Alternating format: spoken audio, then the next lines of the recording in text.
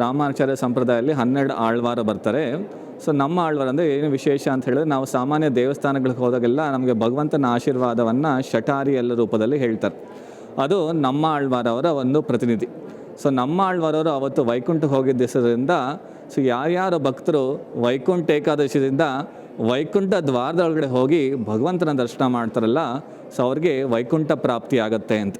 ಯಾಕಂದರೆ ನಮ್ಮ ಸನಾತನ ಧರ್ಮದಲ್ಲಿ ಏನು ಮೂಲ ಸಂದೇಶ ಅಂತ ಹೇಳಿದ್ರೆ, ನಮ್ಮ ಜೀವನದ ಮೂಲ ಉದ್ದೇಶ ನಾವು ವೈಕುಂಠ ಅಥವಾ ಭಗವಂತನ ಧಾಮವನ್ನು ತಲುಪುವುದು. ವೈಕುಂಠ ಅಂತ ಹೇಳಿದ್ರೆ ಒಂದು ಸಂಸ್ಕೃತ ಪದ.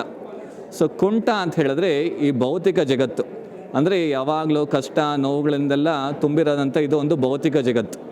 ವೈಕುಂಠ ಅಂದರೆ ವಿಗತಃ ಕುಂಠ ವೈಕುಂಠ. ಸೊ ಯಾವ ಒಂದು ಸ್ಥಳದಲ್ಲಿ ವೃದ್ಧಾಪ್ಯ ಇರಲ್ಲ, ಕಾಯಿಲೆ ಇರಲ್ಲ, ಸಾವಿರೋದಿಲ್ಲ, ಅದು ವೈಕುಂಠ ಭಗವಂತನ ಧಾಮ.